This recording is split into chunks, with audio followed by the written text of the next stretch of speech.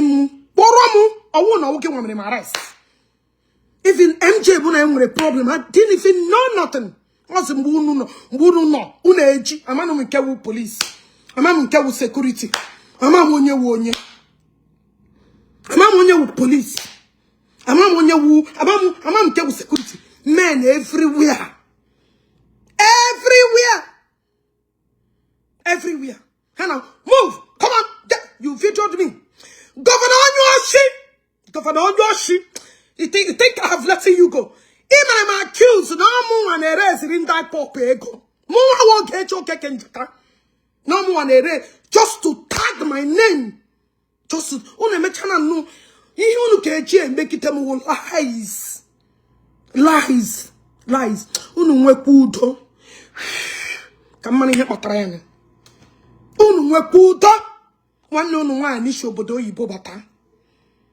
Why did you guys even come to the barrier? You guys think it will just fly away? It will just fly away. Ogechi made that you JPAC Governor Ogechi that you have not done. Tell me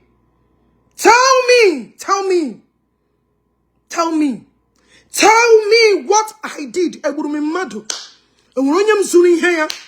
Did I take anything from anybody? The woman is not even. You just have to be calling her.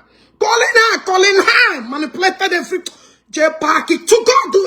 To God who made me and the one in it. God! I'm Echegam for this day. Echegam for this day to come. And Obiala. I did Amamu that's all okay. Gaga Okoro. Everybody. Maria Hababuomu. Maria Hashidos accidental discharge. I maintain my teas. I maintained it. Maria Hebrew Babu Machina that I'm disobeying. That was why I was cut down. Who is this? Let me even see.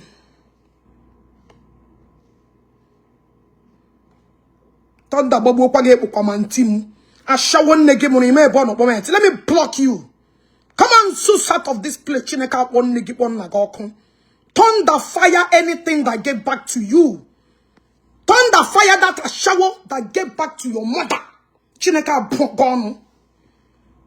Let me block all of you useless idiots.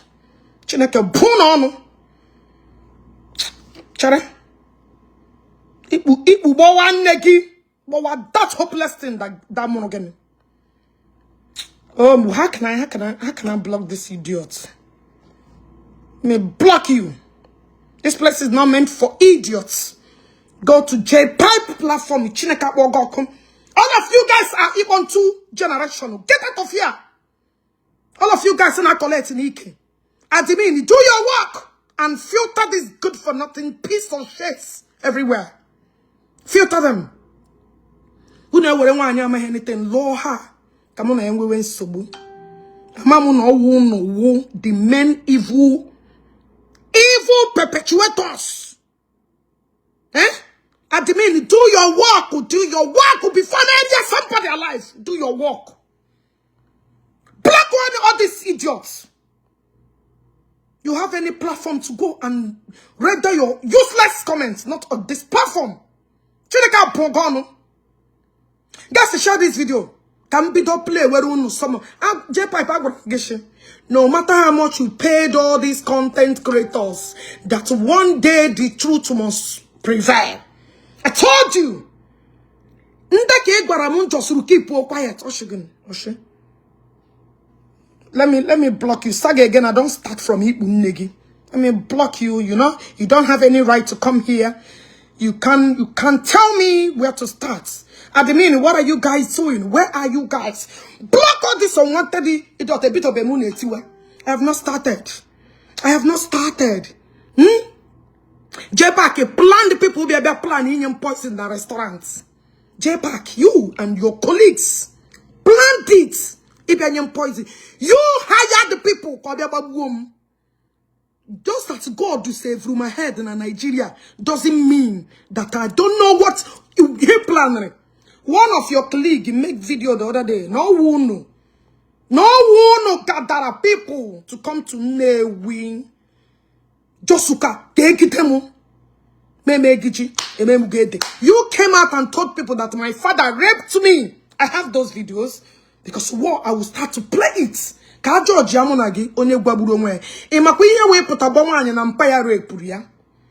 you know what it takes to come on live and tell the whole world that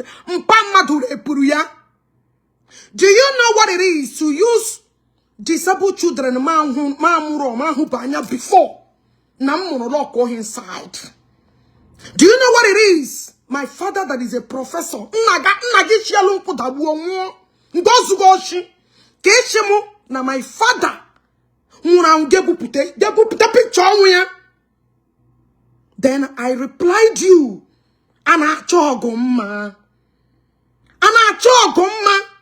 And some people justify what you did to me. And some people Nigeria, you be the tools. Oh my God.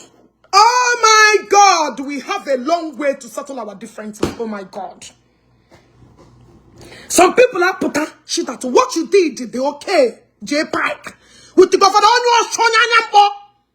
who accused me. That's no more. They raised in that pop ego. On a more on a mother. Just to tag me as a terrorist. Let me block it. When they get making a noise because you can't hear. You are deaf and dumb without me screaming. You can't hear me. Let me block you. Come on, fuck out of this place. Imagine if I don't scream, deaf and dumb like you cannot hear me. I need to scream so you don't know that if I don't scream, deaf and dumb idiots like all of you cannot fucking hear.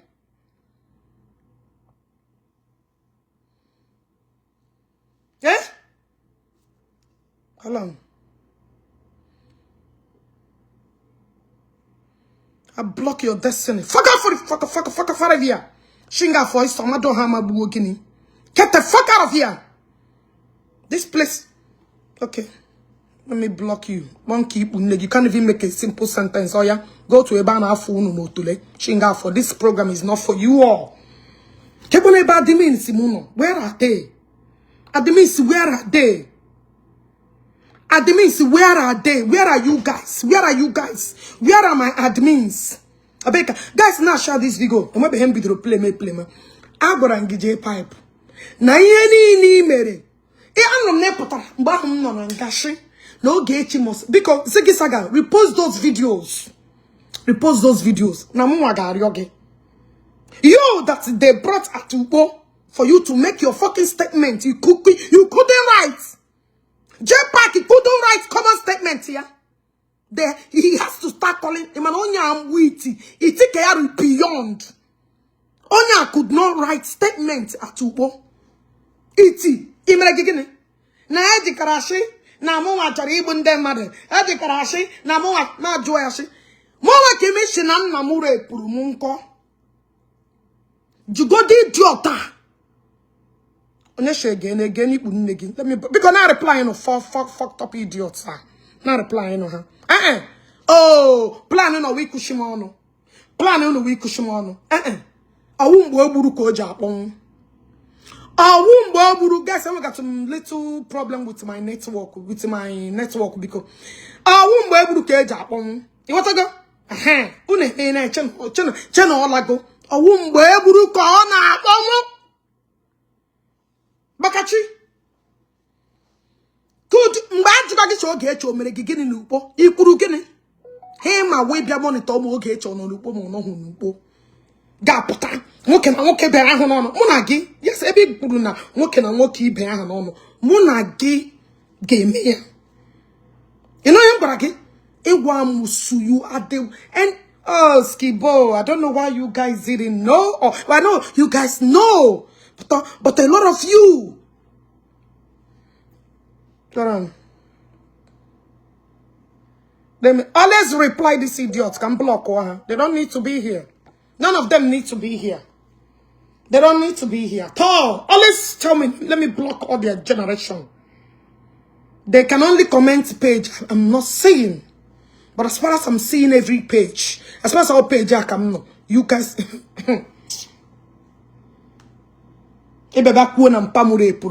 you have any evidence that Ogechi me pero kuya weramu ya tiga ya ni mo? Hold on. Let me block this idiot. Oh yeah, fuck off. Go and deal with that your tradition. Shinga for isom. Always reply rubbish comments. Come now, block her. Always reply it.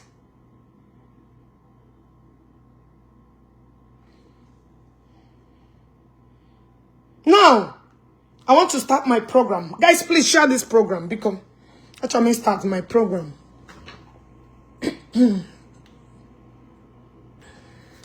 Chineke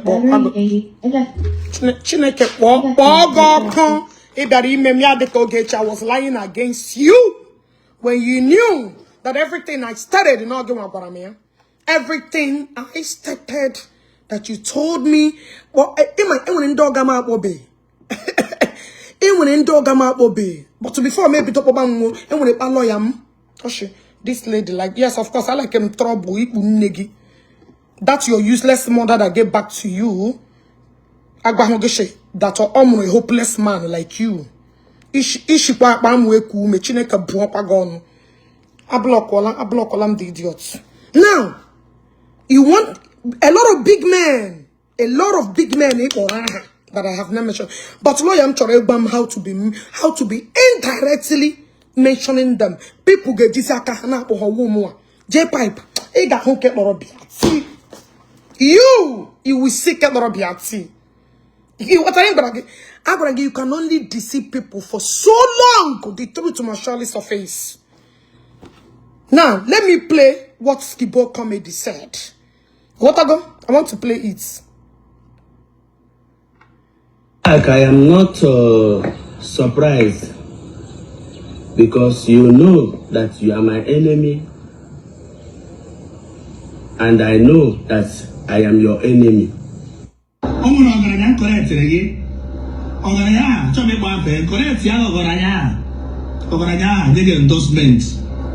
Endorsement of millions of naira, all more phone. Here, the first time this will buy matter. The first time, give us to go. See Dubai matter, give me a face to face. You show you love. Millions of naira. Henry, what do you mean by this is not the right time for this saga? Who the fuck are you, Iwonye? Iwonye? What is not the right time for which saga? So although I want the right time to cry when people hurt me, you're gonna be the one to tell Bia? Okay. Negi wumumu, you swear. Come on, Jeb on yani kendo to ya. Jeb on yani ko say so. No na bu chong when no mini shin no na otula na bianga very come on get let me block you useless idiots. Negi wumugu, you swear. That's why you can't even make a simple sentence. Aja chana no to la no ram bo chanya bom potom una be defend ashima mado hamabu nu ashimo amene na ala ebu nyere mi mmiri kubonu ashimi nawin amono mu kubonu chineke kupa bono onu no je jaho tula no ya unu ma chanya mu tula ma chanya mu di Yana sware diaper na benga be comment rubbish. Ama ashima madoha but wogi for you commenting negi umugo. Eh? So you think he get you otula ijiri nye gamiriamu last night to be defended here. You think it's gonna work? No, you came to the wrong platform. It doesn't work like that. Eh? Ichena amachamu. No machayamu otula. Eh? On abuse so chineke broke on for even commenting that rubbish. I will block up unegi. Block am unagi amato hamabuoki. Mba brunu oputara na ashi ichena nwoke na ibe ha no. Don't worry, I will play the video. Maybe you have a short memory. Hold on. I will rest it unegi na ya. Totila shingapo. To fuck off. Fuck off. Madoha mabugi. Chinga for his son. Ma one idiot, mama hold the woman. Ibegi, a failed actress like you. Get Jeba Hananga Gena Book, Ogechi Garanga Garipoku. Weranya Doma Iqui. Doma Onyabil expression spam. When I gave to put. Now where are my followers that are commenting? He gave me followers in Merim when I was detained. Madam, they come for you. Oh, one after another. And they come for you. Onyama ndema ga akwa ha wundem kwa ga courts.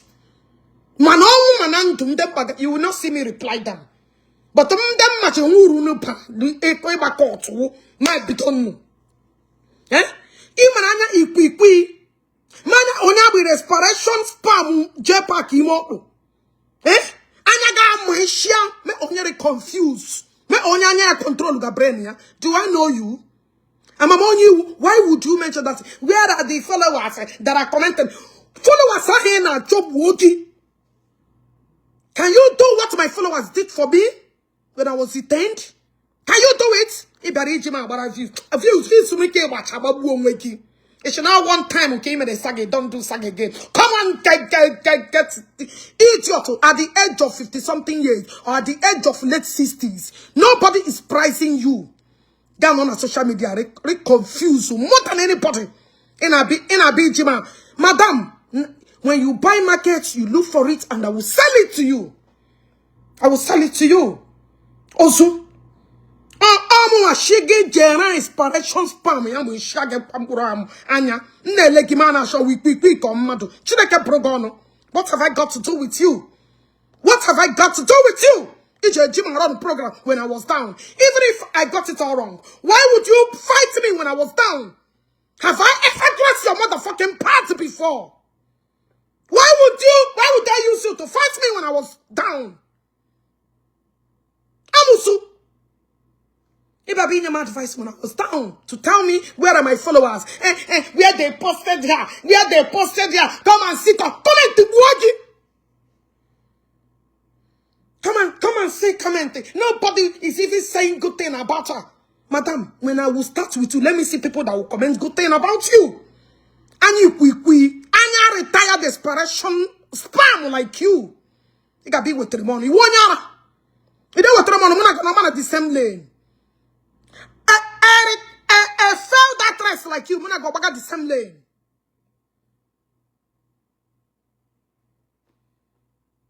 Eh? Hold on. Oh, JPAC will be like this mad woman. No, JPAC will be like, oh, so he came in, but she went in social media again. That's what he'll be like. Yeah, let me block you. That is what it will be like. It will be like, hey, oh, hey, JPAC, this mad woman. Hey, so he came out, she went die for me again. I give it to where I want you. I heard you. No, oh, JPAC, this mad woman. No, okay, Jesus, so to the man be talking about me again. So to the man she plan me again. Oh, Chimo. That is what it's gonna be. Idiots. Also, Ibabe comment rubbish. Come on, get out at this point from my liking in Wonyara. Come on, get out. I won't relative. Come on, fuck jail chahot la maga mubeja magi begi. Shinga for some. Yeah? You are too spoiled for my liking. I didn't take good for your liking. Ebe my admin son no he omo gonna block you. Please, any nya, any 444, bring it to my attention. Campaign, you that idiot. You don't have no accommodation room here. Chideka Bogono. Damusu. Fucked up idiots. And I'm joking. Until Kwaton. If begin to in their matrimonial home, gauge your youthful age. God Doramu na Nollywood. Have dog get expression spam imo. Boga ge babuoti. E boga retire ge wulia biananya ge retire ge uranya wam. Another video you made about me. The day I will come for you, I will play it. And that one somebody chomo and may do it before because I don't fucking know you. Why would you? No, this lady can never. Oh, he change. Negi bagara kuna muoga oposhela. Is it not at the right age for her to retire? But ya Juliana Worum Neku Ejoku Kishim Pushi Pujoku, Tonda Mabugi, a shinegi change from now more without knowing who is your father. But then I will change. You want to go? By then you tell me I will change. Now, let me continue with here, Skibo. You want to go? Because I'm a that's it. And when anything everything I said from the beginning, you told me. You fucking told me. So here, but I'm not 2025. But I'm going to 2026. But you paid your follow content. You were angry at Skibo because Skibo refused to close mouth, but to create directly. Why war now? Because Skibo refused to accept 500, 200, 150,000. Monday photo content creator, you're gonna hammer a threesome. Monday content creator, you're gonna hammer a threesome Jahotula for them to defend you. Then, so that Ogechi will close mouth. Monday Jirotula, in the process of it defend again, Skibo refused both offer, both your little shrap. It present one at that wedding night, that little money in your key. You what I mean? Skibo refused to collect from Ike, refused to collect Shengbai. Ekijabagaya war. That is why it went impetus Mbana Shenina. Roma Shenina collect in Ike. So you don't want this news to rest. I will bring more. I will bring more. Some of the new women I will bring more. JPAC, indirectly avoid me. Why are you attacking Skibo? Because Skibo refused to collect Ike. Skibo refused to run again Ike. Skibo refused to collect your little money. All those your useless content creators. Ijiro Tulage. Please, yeah.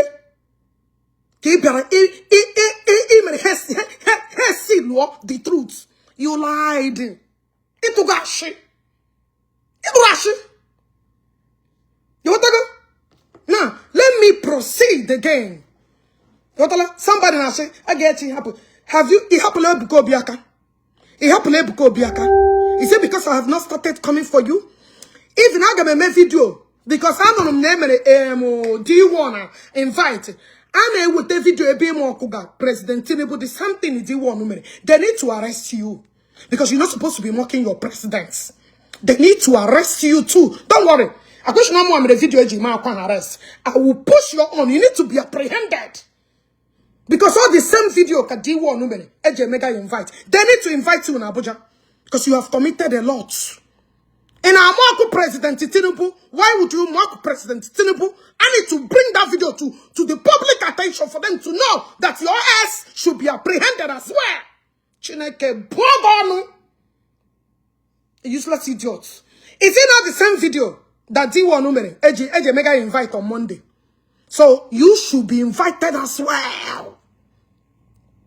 Because you cannot insult your president. Yes, they may attack Tinubu, attack police, attack everybody. Your ass should be arrested as well. This is video. Arrest. Mendoshi, Mendeti be arrested. I will do the same. I will push you because it will more wicked than anything they have ever seen. It will memory one year. You can do anything for money. When I was saying it here, all of you are conspired. No get your coolaro. Don't worry, I will push that narrative. Why you are mocking. You will come and explain why you are mocking our president. Who the heck are you to mock our president? JPAC. Who the heck are you? Who the heck are you? Who gave you the impetus? Who gave you the audacity to mock our president in the first place? Is our president your mate? Is our... Guys, share this video. JPAC, is our president your mocking your mates? So, if they can invite D1, they can also invite you. At the same time, you should also go and answer your question. You want to go? So, A of D1 is in God already. Good. So, JPAC, you should also be... Please, when I will anchor this program, I think it's tomorrow, you have to tag Nigerian police. You have to tag our president, any reachable handle. You have of them. Why are you mocking a man who is old to be your father? The same way you mock to my father. You are used to mocking elderly older people. That is what you do. So your ass should also be invited. Because you're not supposed to be mocking your president. Yes. Chineke bukwa you have to be arrested because you cannot mock our president. Why are you mocking our president? Don't worry, tomorrow I will enter that program. Tag them. Tag all of them. You are a disgrace. Chineke Brogono. Let's start with here, Skibo. Guys, not sharing become. I am not surprised because you know that you are my enemy and I know that I am your enemy.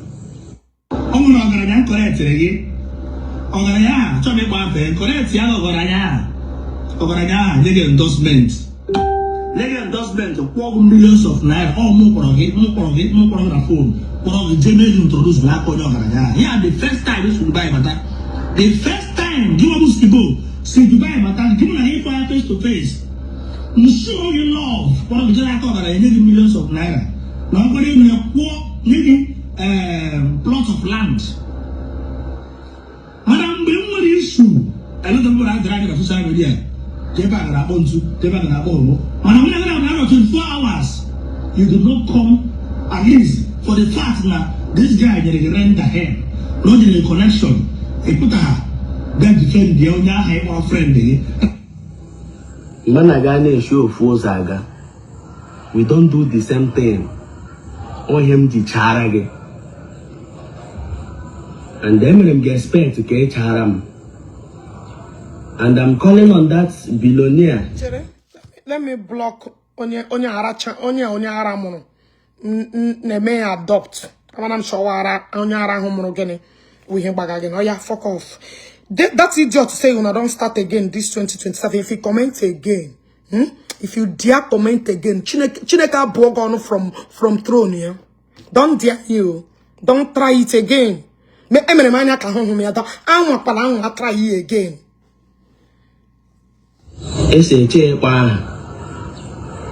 That is Seaman Global. Hello. I have started reporting it oh yeah, fuck off from here. Chineka Bogon. Shingafo. Amabugi. Oh, JPAC because this man who watch a bonite now. India Gawa details naya. Maybe you will not like it and I wouldn't want to talk about it. Skibo, you need to talk about it, oh. You have to talk about it. Emana, everything I said was nothing but truth. I didn't anything, no. Don't hide. Because Okuaga de long. Yo, Eshokwima, say it loud. You want to go? Eshokwima, that thing, Exposition Ogechi Okeke 2025. The truth was come out.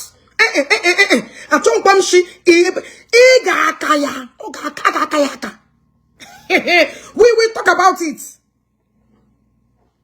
JPAC is saying go page this boy that's go page yeah. Page this boy. Legodin ego niile no bataladia.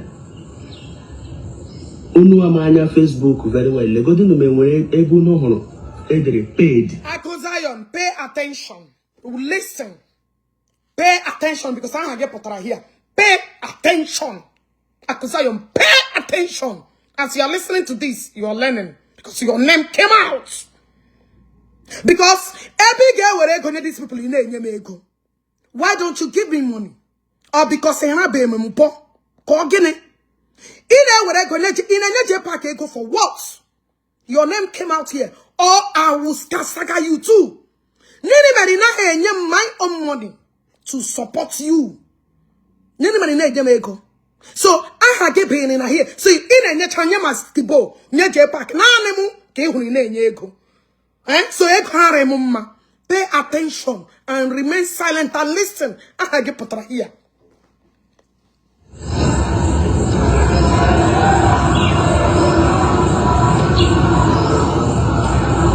Ego niile from day one, sent.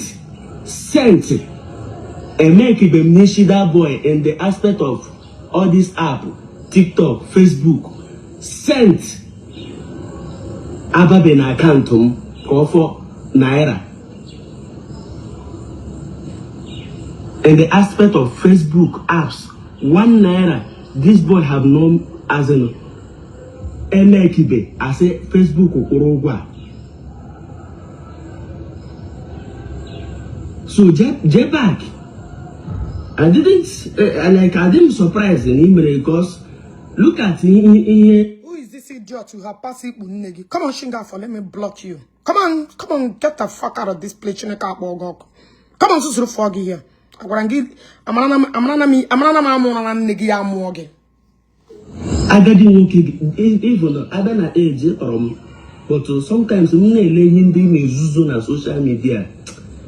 Like in here, that's why till maybe chant to Nelo one. When I get JPAC, I got make Onyaka no free because Skibo, you will live long. After like Palamega called the making sugar gambu. Onya can do anything. A man who opened his ass to be collecting different spam with look at her stomach. Look at his stomach. Extraordinary. If you know you have to go extraordinary stomach. Extraordinary bulldozer no yana for. This extraordinary. Because he can do anything for money. I'm a Koburi.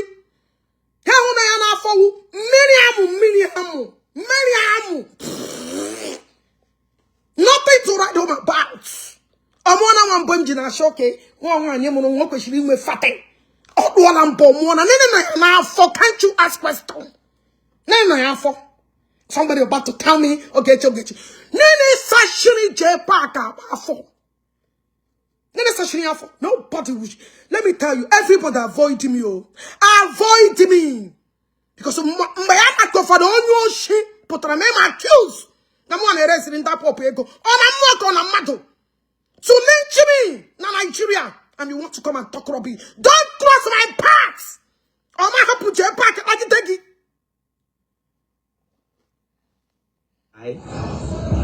When I got a move in here, I need you do or him the charage. Be a this person in Bogamona, when I want to put up a live program came by. I want to make a memory video. I want to make nobody should call me. Nobody. Unya okwalamu. Ke memory post how want to make put up black program late.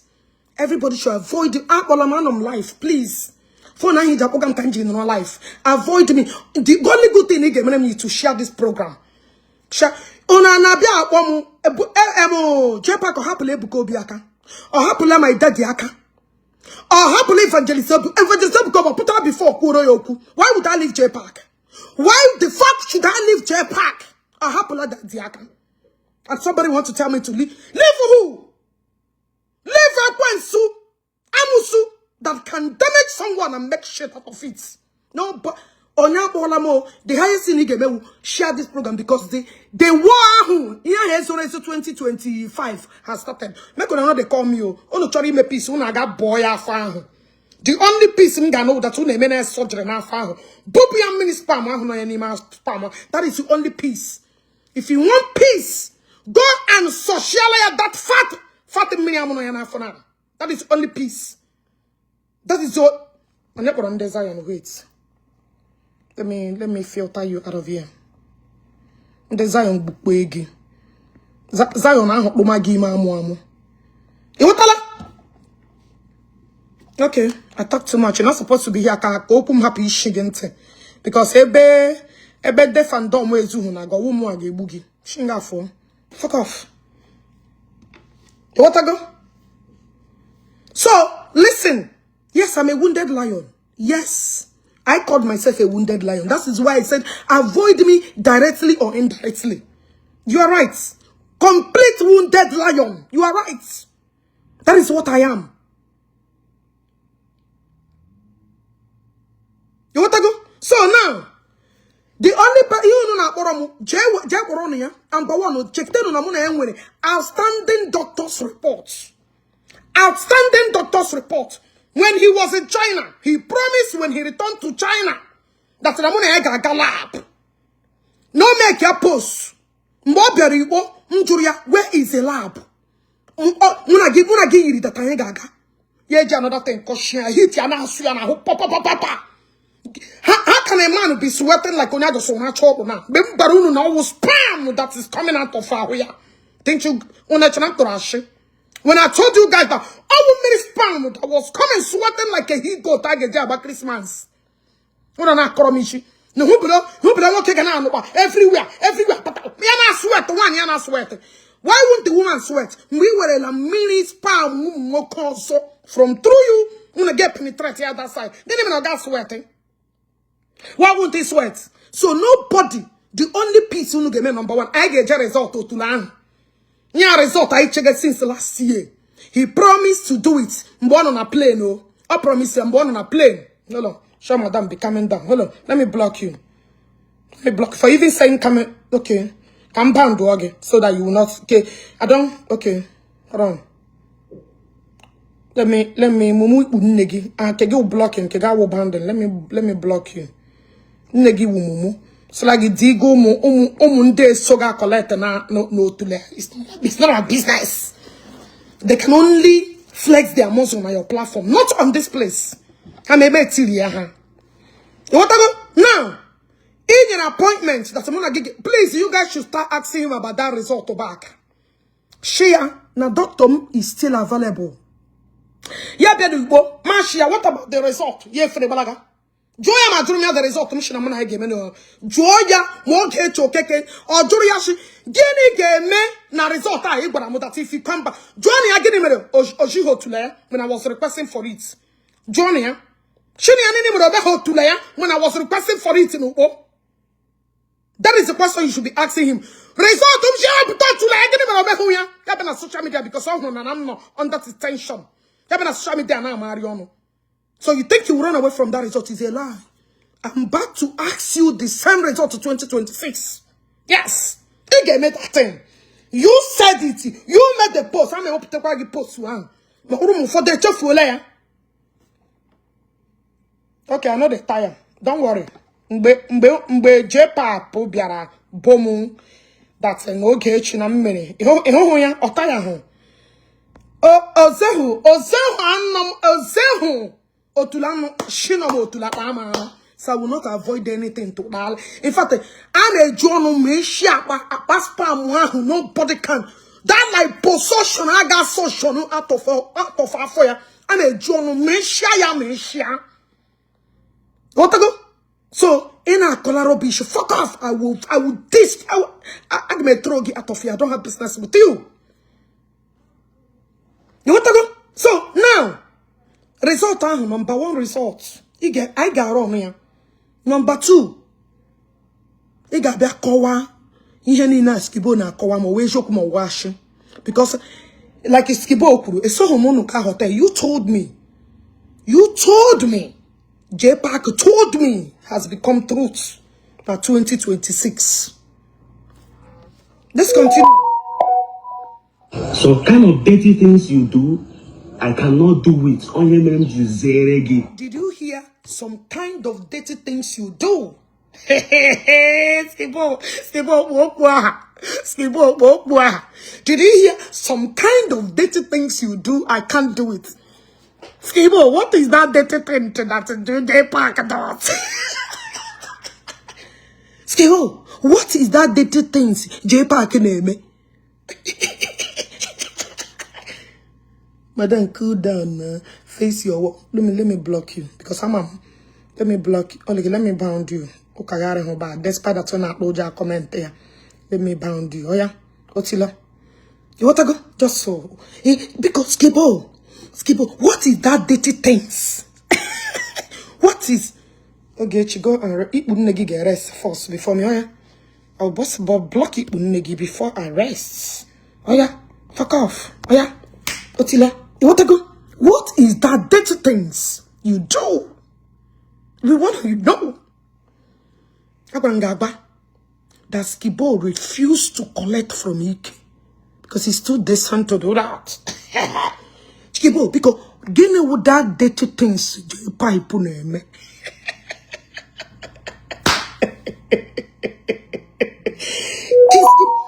Skibo was saying it indirectly, but I say directly.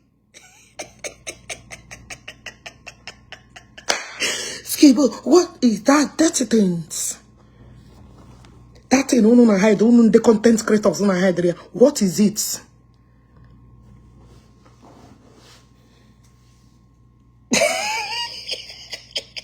Get it with that dirty things. I comment is a big man. Did they? My brother, yenye welegi. Ihe na ara n'ike before with the contracts. Ihe onye a na-akpọ ya mkpotomkpo. Na me, you see, there is no need of na-atọ okwu eze. Ịghọtago? Ihe a na-adọ ya ndondoka. Why do you think ya me ya zabo? Lee ya lu ụmụ nwoke ibe. No, Madam Biko, when are you coming? Come on, get a fakara ya. I'm coming in the day. Nne gị kpọchiri apụna. Nna ga kpọche ikpo n'ike ọ dị dem na lata. Come on, Otila. You want to go? You feel me? My brother. You want to go?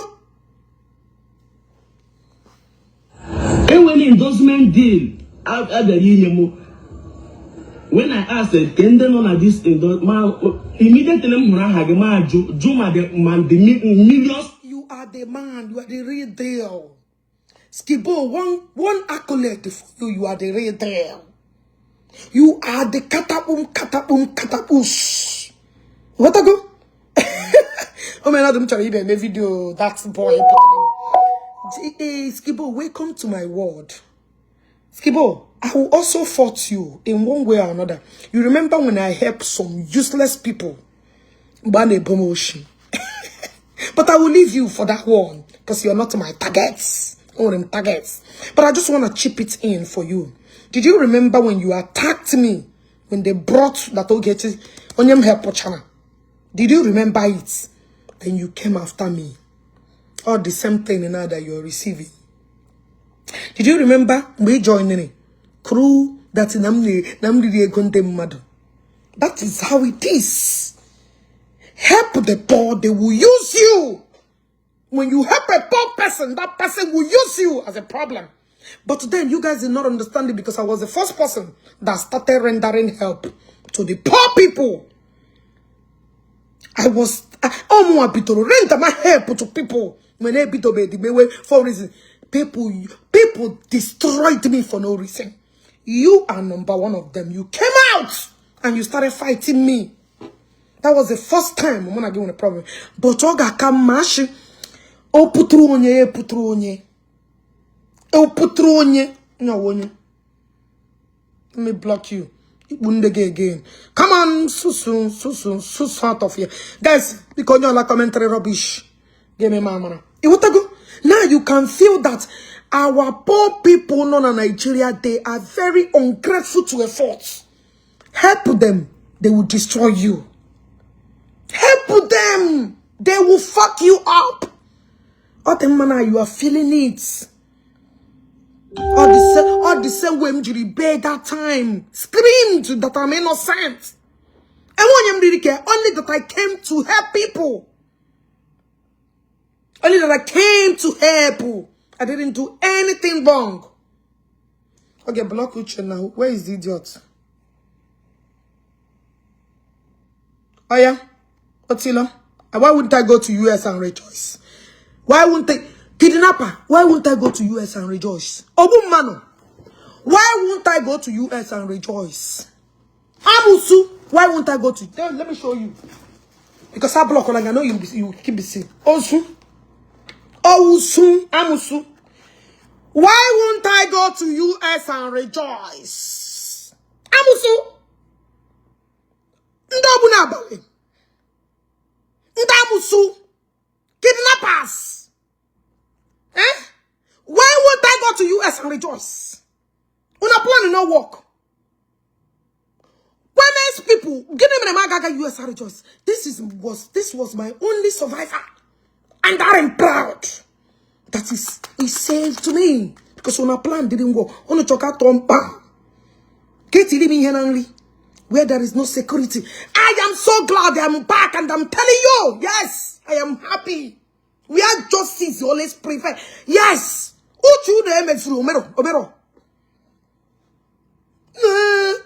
I'm back.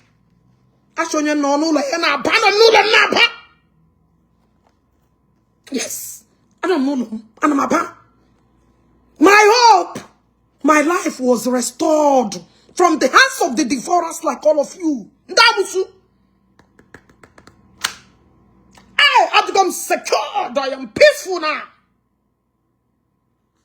Yes. Una plan no work. Una no work. Una musu no work. I ran around for my life. Your plan no work. Do you have such opportunity? No, you don't. So, Jeb Wondo Tuki. Jeb Wondo Tuki. Jeb Wondo Tuki. Ndamusu. Una plan didn't work. The restaurant you guys paid to poison me didn't work. Couldn't kill me because grace, God's grace was on me. Ndamusu. Yeah, cry. Cry me a river. Cry. I don't know no. I did my house. This is not China. This is not Dubai. This is not like any. It is America. Blue America. Yes. Oh, yes. I want China one day. Abajana one day. Abalatala. No. It's not China. It's power. What power? Yes. Una plan no work. Una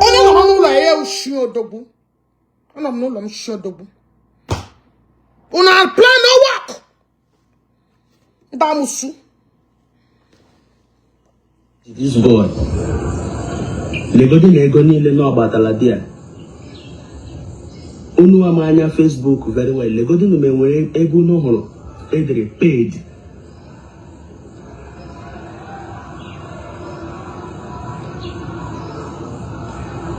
Egonile from day one, sent, and make it be that boy in the aspect of all this app, TikTok, Facebook, sent. Aba ben accountum, go for. Let me block you. Oh yeah, what's it? I'm bound to go to JPAC. Yeah, JPAC, but anyway, my happy. He just that in JPAC told me he has come. Now wait and listen to it. Just listen. Naira. In the aspect of Facebook apps, 1 naira, this boy have known as an MLKB, I say Facebook Uruguay. So JPAC, I didn't surprise him because look at agadi nwoke even other na age but sometimes me na-ele ndị na-ezuzo na social media like ihere gị na-eme. That's why till me bicha ndụ n'elu ụwa mana gị JPAC aga amekọli aka na ofu efere rie nri because why mana ga na-eme ofu ihe anya na-ebi udo ndụ. I don't start again. Let me penny punegi. Why won't I start? Oh, plan again that I will not start. It's quite unfortunate that the pen is back. Okalicia is not just a name. There are many things that back that name. Ojiza Okalicia. What I go? I didn't give it to myself. Oh, people banu carry again that name. Yeah. Nepum, queen of all queens. Not just ordinary queen. Queen that is above queens. Did you get it? Oh, queen mother. Queen pain that is above pain water. Pain, no pain, okay, this your stupid negina. Useless negi. Go get destroy, go destroy begi. You show a good family mono. Go carry a better life. Go carry a better life. Your life is already fucked up. Yes. That your useless mother that gave back to a useless son like you could have nurtured you and trained you with your by now. That is why you do useless. Okay, all destroy like you the life left. It's already finished to you. So you commenting it. Oh yeah, all destroy Gogi. Idiots. Oh, my arrogance is my passport. Oh, wait, let me show it one more time. Wait, just relax. Oh, my arrogance is my passport. Oh. Is that my arrogancy? Yes, it is my arrogancy. It is my passport. That is my arrogancy. My arrogancy, I won't be. JPAC na governor Shinamuana, erasing in the iPop ego. Actually, Kimi and Olu. Now, with evidence. They are not my arrogance. They weren't arrogant then. Nka arrogant. What can he pay? He wasn't arrogant. She like a pogano. What can he pay? Because so conspire biri bumu. That one is not arrogant. Arrogance is wogi. She like a pogano. That one wasn't arrogancy. It's when I'm paying back his arrogancy. I'm not doing nagi. May that will cost to you.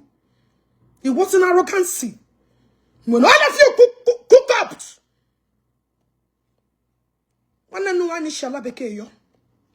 how many people can JPAC destroy Alana blew up? How many people have you guys fought? How many people be arrested? Me intimidate? I'm not doing about Wookie. Put a block on this. Focus on this place. Chineka Brongono. I go. So kind of dirty things you do, I cannot do it. Only mem jizeregi. I connect is a big man. Did they? And when endorsement deal out at the union. When I asked can they not this endorsement, immediately the millions of naira actually I don't want to have as an angle photo man again like as an photo man again JPAC. Can the gap I don't have to have anything to when I'm walking shigarema gachi ma associated with Onya Anna no to a man who can do anything for money. A man who's a betrayer, a man who's a thief. Skibo, may God bless you that you found that you distance yourself from a dirty, filthy idiot. So you may blame Wakosayon. And then make your personality. You that when and then associate with an idiot. Look at why would a reasonable person when you associate with you? You that is a dirty, filthy, dirty rag. Anything you can eat, you can even eat shit. You can eat shit to make it. Dubai wine Ghana kegi. You can eat diarrhea. You are just useless. That's what you are. So, Skibo saying it that now distance somewhere. He's the real deal. Why won't he distance himself from a filthy, dirty thing like you? Anybody that's associating with you, they are useless. They don't even have the room to accommodate you. And it's so fucking dirty. Somebody who can even betray Unea's side. I know here. To do with you. It connected with. Look at me, JPAC. Look at how Daddy Okeke. Nambaga no Ogechi Njaka na na-enwe issue. Okay. Ogechi Njaka apụta na. Pay attention. This is where I want you to pay attention. Pay attention, also to pay attention. Share the program and pay attention. Pay attention at this line. Pay attention. Pay close attention. Pay attention. Pay attention. And share this video. Listen and listen very attentively. That message in 2025 is now coming out to be true to this year. Guys, they are reporting my account. Oh. Just keep clicking love and like. Now share, keep clicking love and like.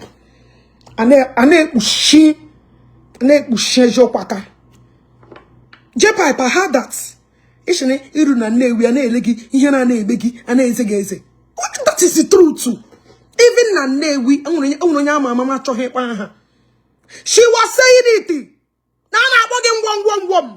Even the last time I spoke to him, I spoke to him, I recorded it, but I'm not gonna play it. Actually, everybody man. Everybody knows who. Now to the guy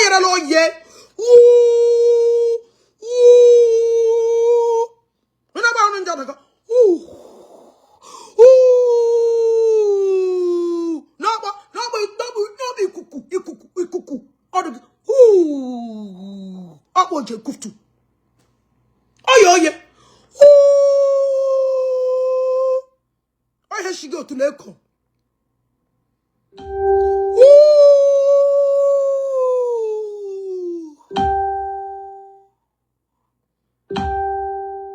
I should know where she go to Lamhish.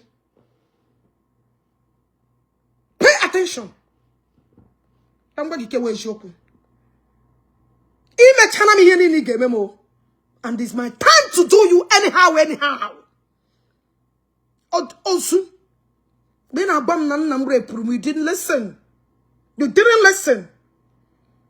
What can on me? Ya do you to let me? Who? Otulaye ku breeze. Who? Yali oche me. Ya wo otule ku me. Otulaye ku breeze. Woo. Social media, who le kwa ihe ose gwara ya.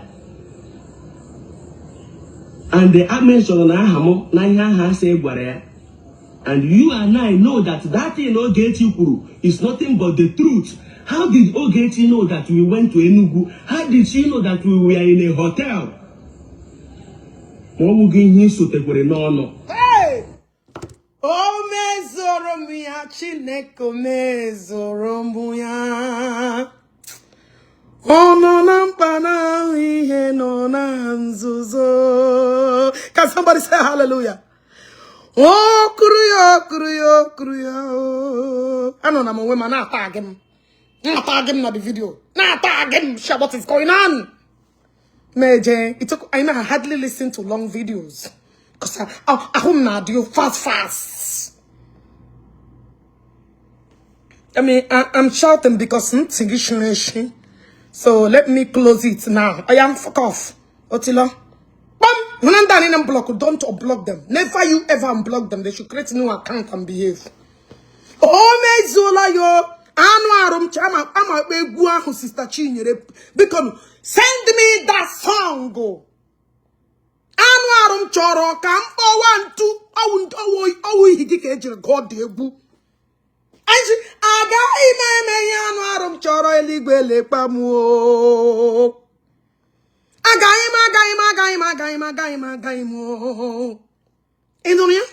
That is everything that Ogechi said about the so-called billionaire.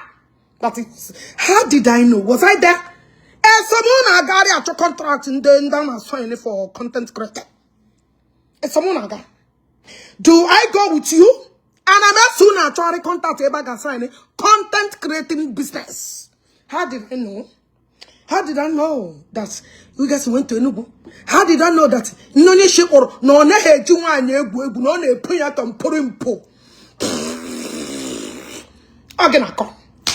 Everything I said, you told me nothing but the truth. Maybe yeah, this is my content in name. This is my white. Kebe, cha. Are they come?